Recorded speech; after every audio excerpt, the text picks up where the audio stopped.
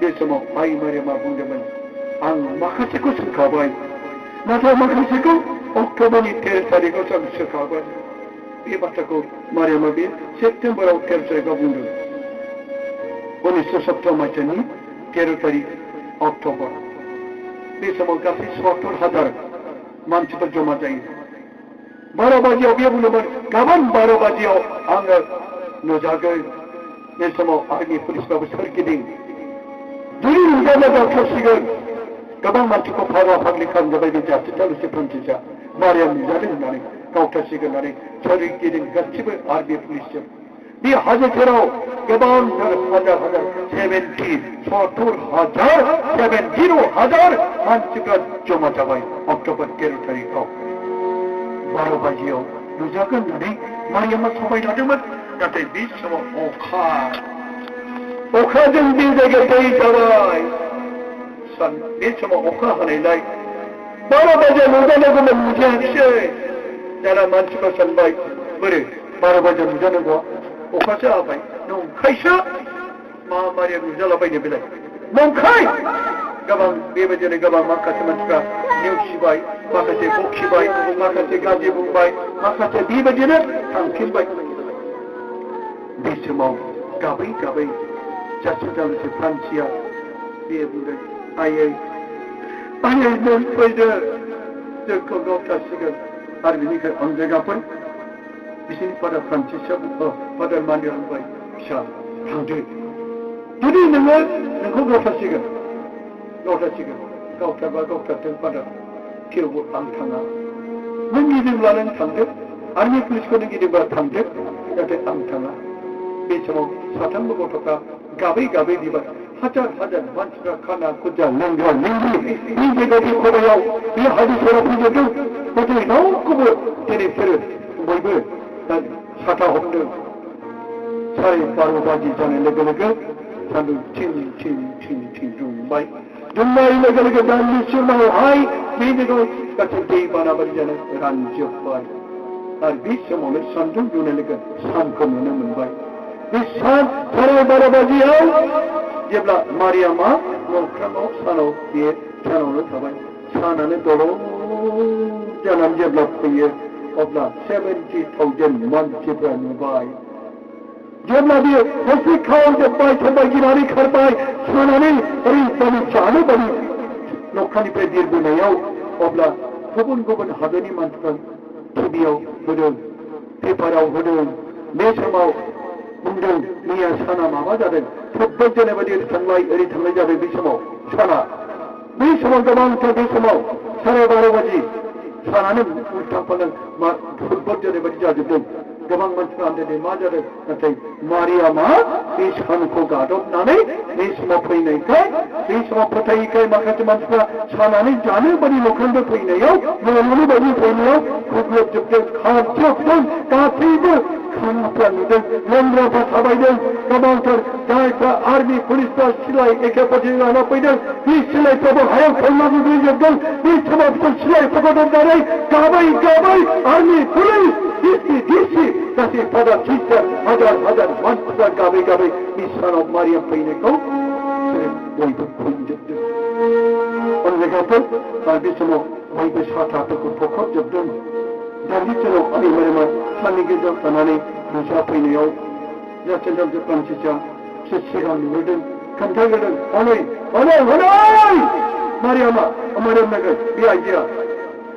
आं नुबाय बेखौ दावराव बयबो सिरि जायो बिसोर बयबो गुफुर जोमैनि गेजेराव सान गोरलै ओंखारबोनाय बायदि नुनो मोनबाय दानिया जोबनायाव बे लुसोमदों अनसुलि आइजो सोर आरो मा राजा लानानै दिनै जोङो फैदों मिजिंदोंमोन अक्ट'बरसिम फैगोन अब्ला बे बायनो बुंबाय आं रजारिनि आइजो Our Lady of Rosary होननानै अक्ट'बरनि 13 तारिखआव 1917 मायथाइयाव Our Lady of Rosary होननानै बे आं रजारिनि बिमा रजारिनि आइजो बेबायदि होननानै बियो सिखार खालामबाय बेनिफ्राय मिथिबाय बियो मारिया बे गेलावसो मिथिनो मोनदों बेखायनो अक्ट'बरा Our Lady of रजारिनि आइजो हिसाबै काथलिकफ्रा दिनै बे अक्ट'बरावबो रजारि खालामो बिसोर खालामा खालामा बेनिखायनो अन जायगाफोर बेनिखायनो I am the leader of the Rotary आं थिनो बे जायगायाव आंखौ मान होनो मोनसे बिग्रा न' लुदो मारियामा स्वयं बिग्रा न' लुनो थिनबाय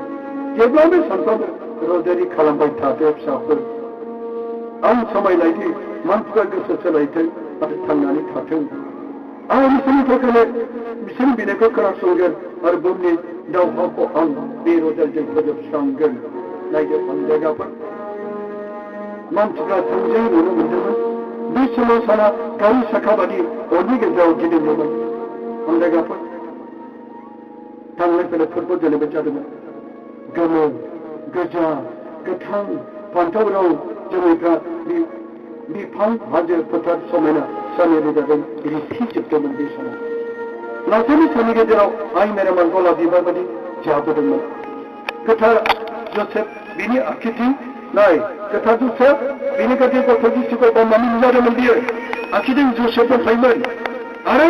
बियो आखिथिं गथ' जिसुखौ बावनानै बे नुजादोंमोन गथ' जिसुआ साननि गेजेराव थानानै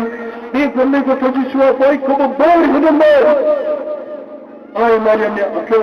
ब्राउन कालारनि सिखा फुलार दंमोन बे दिननिफ्राय सिखा फुलार गाननायखौबो खाथिफोर जादों नोंसोर सिखा फुलारखौ मिथिगौ ना ब्राउन कालार सिखा फुलार दंमोन अखानायै पेपाराव बे समाव लिरदों अन्दायगाफोर निउसआव नुनो मोनदों अन्दायगाफोर बयनिफ्राय देरसिन बैसोनि गोथार जानाया बिसोरनि गिबिनो बयनिफ्राय देरसिन सेन जानाया बिसोरनो गिबिया जासिन्था फ्रान्सिस बिसोरनो दुसिन गासैफोरनि मादाव गोथार सेन जानाया अन्दायगाफोर आइ आफा जानाफोर जेरै जों बयबो मिथिगौ 24 मे मेरि हेल्थ ख्रिस्टियाननि सोमोन्दै आं दहाय खोन्थादों आं बेखौ एसे मिथिबावनोसै सेन्ट जन ख्राइस्टमा 345 एडियाव मेरि हेल्थ ख्रिस्टियानखौ मख'ना बिग्रोदों बियो मारियाम ख्रिस्टियानफोरनि हेफाजाब होनानै 345 एडियाव बे बिग्रोनायखाय बियो बिग्रोदोंमोन स्पेननि राजा आलफस'आ 1300 सनाव गांसे बिजाबनि गेजेरजों मारियाम ख्रिस्टियानफोरनि हेफाजाबै बियो फोसावग्रोदों मारियाम ख्रिस्टियानफोरनि हेफाजाबावबो बेखौनोबा इटालिनि आर्चबिशप अफ जेसाया अन्दायगाफोर 1747 मायथाइयाव मे मासाव प्रथम मारियाम ख्रिस्टियान हिसाबै रजारि खालामनो थिनो अन्दायगाफोर पप पिउस जिनिथिया 1951 मायथाइनि अन्दायगाफोर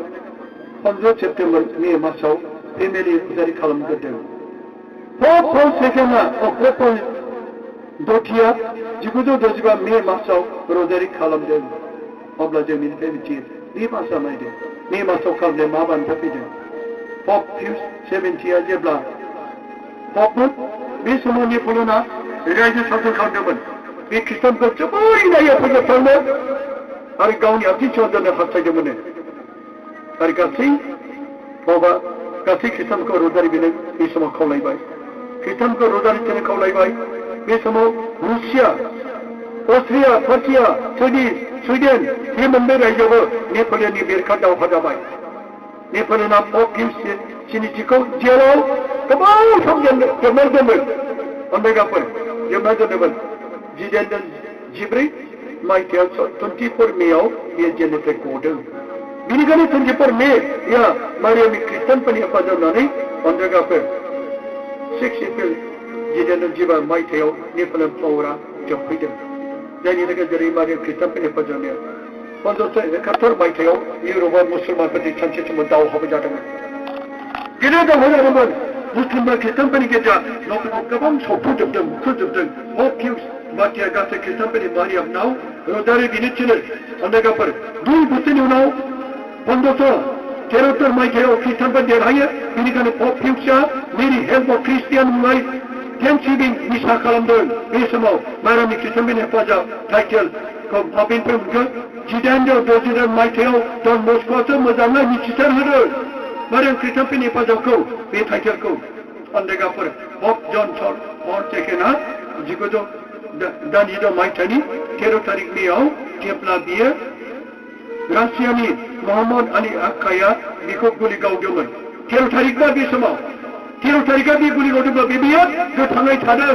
13 तारिखआव आइ मारामाखौ हेफाजाब खालामदों बे बारा बियामा रजारि मालाखौ फल सेकेन्डआवबो जेब्ला बे 13 तारिखआव आइ मारामुजा जिंखाय बिनि गुलिनिफ्राय गुलिखौ बरनबाय आखाइनिफ्राय बरनबाय आरो बिनि गरफाय गुलिखौ फातिमा देशआव बियो आइ मारामनि मुखुट गादियाव बे दानानै हैफाबाय अन्धेगाफोर आरो बेनि बिथिया मारियामासो बेखौ बासायदों आइ मारियामा 13 तारिखआव नुजादों बेखायनो बियो गोबांथार रजारि फल सेकेन्डआ बेहा रजारि गैयामोन बिमा बिफा जोबोद गरिबमोन दोंसेल' दंमोन रजारि मालाया फाला फाला बियो मोनसे रजारि माला दोंसेखौनो बिफानि उनाव बिमानि उनाव फिसाला आरोबाव बेनिखायनो बियो बिफानि होलांनाय बिमानि होलांनाय बे रजारिया थैजासिम दंमोन बेनाव रजारि मालाया हावरिया बिखुथिया बे थपजन फल सेकेन्डआ अन्धेगाफोर बे मारियामनि हेफाजाबजोंसो बियो गुलि गावब्लाबो बेनाव नाङाखै जायफ्रा दिनै बेबायदिनो बिमा बिफा बिदा फंबायनावफोर जायफ्रा बे मारियामनि हेफाजाब रजारि माला खालामगोन जानो हागौ नोंखौबो बासायगोन बेखायनो बिनियाव आं सानदों सेन्ट काटिन आं नोंसोरनाव सोंनोसै आइ मारियामनि बैसोआ बेसेबांमोन रावबोथ' मिथिया रावबो मिथिया बेनि बैसोआ अन्धेगाफोर आइ मारियामनि बैसोआ जोङो सेन्ट काटिन एमारिस 1822 मायथाइयाव 13 आगस्तआव मोनसे बे दर्शन नुदोंमोन मोनसे बिजान नुदोंमोन आरो बे समाव मारियामा गावनो स्वयं गावनि बैसोखौ खोन्थालांदों थैजासिम बेनि बैसोआ 64 मोन गोसोआव ला मानोना सेन्ट काटिन एमारिसआ 1922 मायथाइयाव 13 आगस्तआव बिनि दर्शना बियो गावनो स्वयं खोन्थालांदों आंनि बैसोआ 64 बैसोमोन नाथाय जों बिनि बैसोखौ बबेया जायगायाव लिरदों जों बेखौ मिथिनो मोनाखै ख्रिस्टियानियाव आयदाफोर बिरोध दानावफोर बेखायनो जों दिनै बिनिफ्राय मिथिनो मोनो हालेलुया हालेलुया हालेलुया मारियामनि बैसोखौ गोबां मानसिया मिथिया जानो हागौ नाथाय सेन्ट काटिन एमारिसआ 1922 मायथाइयाव 13 आगस्तआव बे मोनसे दर्शनाव मोनसे बिजोनाव बे स्वयं बिमा मारियामा गावनो नुजानानै बे बुंदोंमोन आंनि बैसोआ थैनायसिम 64 बैसोमोन नाथाय जोङो बाइबेलाव मोना गोबां मानसिफोरखौ मिथिया अन्धेगाफोर बेनिखायनो नोंसोर अननानै बेखौ लिरनानै ला आरोबाव बिमा बिफा गानावफोर मारियाम ख्रिस्टानफोरनि हेफाजाबखौ बिथांमोना मिथिगौ दिनै दा बियो बबेनिफ्राय फैदों दा बिथांमोना जारिमिनखौ माखासेखौ खोन्थाबाय बिमा बिफा आरो बिदा फंबायफोर हालेलुया हालेलुया हालेलुया गोबां आइजोफोर थानायखाय एसे आइजोफोरनि सोमोन्दै एसे बुंनानै आरोबाव जोङो न'खरनि थाखाय दिनै जागोन गोथार न'खरखौ बयबो लुबैयो अन्धेगाफोर आइजोफोरनि गोबांथार फोथायनायफोरखौ लानानै जेरै हौवाफ्रा आवगायबोफिनबाय आइजोफोरनि मोजां अननायखौ नुनानै गोबांथार बेनिखायनो बै समाव जिसु ख्रिस्ट'आ जेरै जे लुकासनि टेस्ट दंमोन बै गिदिर जानायनि फिसा हिनजावफोर नोंसोर आंनि थाखाय जाथाव फैगौ नोंसोरनि फिसाफोरनि थाखाय गाबनानै जेरै जिसुआ शुक्रबारनि समाव बे आइजोफोरखौ खावलायदों बेबायदिनो दिनै आइजोफ्रा माबायदि जानो नांगौ अन्धेगाफोर आइजो नोंसोर जादों फोलेर बांहोग्रा आइजोआ सोर माबोरै आइजो जाखो पुलिस अमेन आइजो नोंसोर जादों फोलेर बांहोग्रा बैसोनि मुगाया जेब्ला राबोयो अब्ला आइजोनि महराव फैयो उन्दैनिफ्राय सिख्ला आरो सिख्लानि उनाव जुलिनि मोगथां महर लायो अब्ला आइजोनि महर लायो बे बिबानाव फैयो माबोरै आइजो जाखो माबोरै उमेन जाखो गोथार बाइबेलाव फरायब्लानो जों बिनि सोमोन्दै मोननो हायो अन्धेगा बिमाफोर बिब'फोर आरो अन्धेगा बिफाफोर बिदाफोर फंबायफोर बिनानावफोर दिनै जानो हागौ नोंसोर आइजोनि सोमोन्दै एसे फोरमायनो सानायाव नोंसोर बिमा बिनानावफोर मानोना जागायजेननाय 2000 टेस्टफोराव लिरनाय दं जागायजेननायनि 2000 टेस्टफोराव बेयाव हौवाजों मख'जागोन बे हौवाजों मख'जागोन मानोना बेखौ हौवानिफ्राय दिहुननानै लानाय जादों आइयाफोर जानाफोर मानोना बेखौ हौवानिफ्राय दिहुननानै लानाय जादों हौवानि बेगें हारानिफ्राय अन्धेगाफोर हारानिफ्राय मानो दिनै आं नोंथांमोना सोंदों मानो थाखाय दिनै अन्धेगाफोर आदमनि खर'नि हारानिफ्राय मानो हिनजावखौ दायाखै मानो आखाइनि हारानिफ्राय इसोरा दायाखै आथिंनि हारानिफ्राय मानो जायाखै जेरै बिनि खामि हारानिफ्राय मानो जाखो बिनि थार ओंथिया मा फोरमायदों ख्रिस्टियानाव बिमा बिफाफोर बिनि ओंथिया बेखौ फोरमायदों बि खामि हाराया नैबे मैखुनजों नांजाबनाय गासैजोंबो गोरोबनाय बेनिनो मिलन खौसेथि बेनिखायनो सासे हिनजाव आरो हौवा बे मिलन बिसोर मालाय नङा बिसोर सानैजों सासे बिसोर जेरै साननायफ्रावबो मोनसे जानांगौ अनलायनायाव खौसे बुजिनायाव खौसे नाथाय बिसिया हारसिं साननाया फिसाया गुबुन हारसिं साननाया अब्ला बे खामि हाराजों दिहुननायनि ओंथिया बहा थांगोन आगदानिफ्रायथ' आथिंनिफ्रायथ' इसोरा बे हारानिफ्रायथ' बेखौ दाङाखै दानो बिनि खामि हारानिफ्राय खामि हारानि जादों खौसेथिखौ फोरमायो जेरै बे खामि हाराया गोबां खामि हाराजोंब्लाबो नैनि मैखुनाव नांजाबनाय बेनिखायनो बिसोरो मालाय नङा बिसोर सानैजों सासे बे ओंथिखौ बिजों फोरमायनाय जादों हालेलुया हालेलुया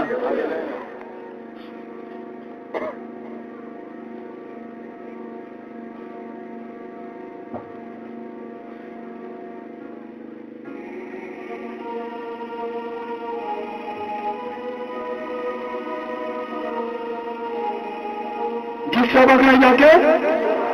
हालेलुया हालेलुया बे समाव नोंथांमोनखौ गुरै खावलायो दोंसे मेथाइ आन्दायगाफोरजों लागोन आरो बे समाव दोंसे मेथाइजों दहायनि माने बे मण्डलिया गोबां गरिबथार 19टा न'खरल' खाथि खालानि गासैबो फैनानैसो समायना बिबार बारि बे जायगा समायना बारफा गफा बिबार दैसोर बार खला बिबार जाना बारफैदों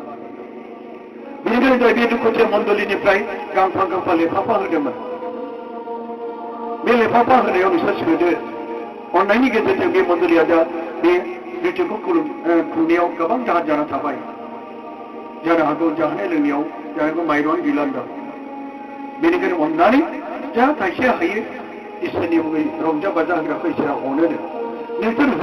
होयोब्ला मोनफिनगोन गोबां होग्राया गोबां मोनफिनगोन आरो नोंसोरो अनदायगाफोर बे रितुखौ स्पेसियेल गोथार जिउआव गावनो थायो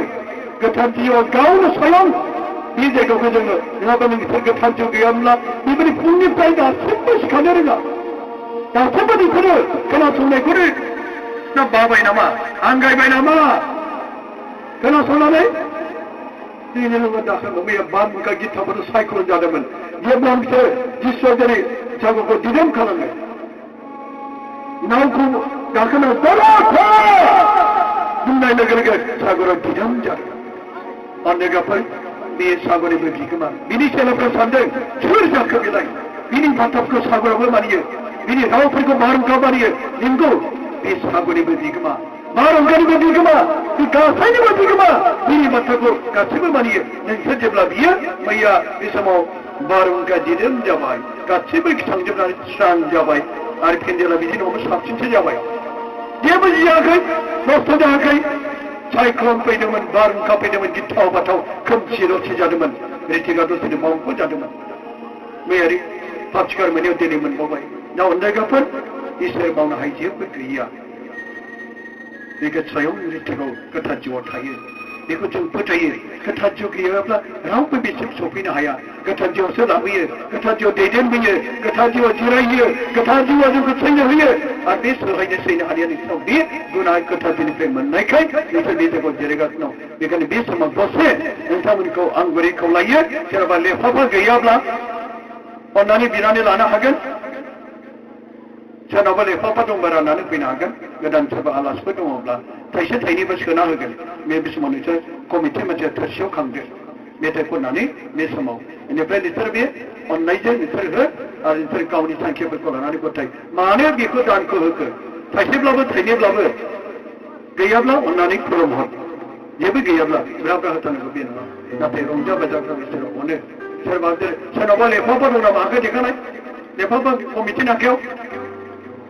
आरो गैयाब्ला अननानै ओरैनो थोरसियावबाबो हरदो दे दोंसे मेथाइ खनगोन अनदायगाफोर गैयाब्ला अननानै बे खांनो थांनायाव नोंसोरो अननानै बिनानै हर बेनि थाखाय बे समाव मानो जेरावबो थांनाङा बे दान होनायाव खालामो सोरबा खालामबा दान होनो बानानै खालामनो सानजागोन बे सोरबा ओंखारलाबाय दान होनो गनो बिदि नङा नाथाय सोरबा उसुबिदाथारबा फैसा खालामना थाङोब्ला गोसो नाथाय बायदि गासिबो थांनो थिनाखै अनलायगाफोर नोंसोर बे दान होनाय समाव गोसोजों गोसो गथायबाय था गैयाब्ला अननानै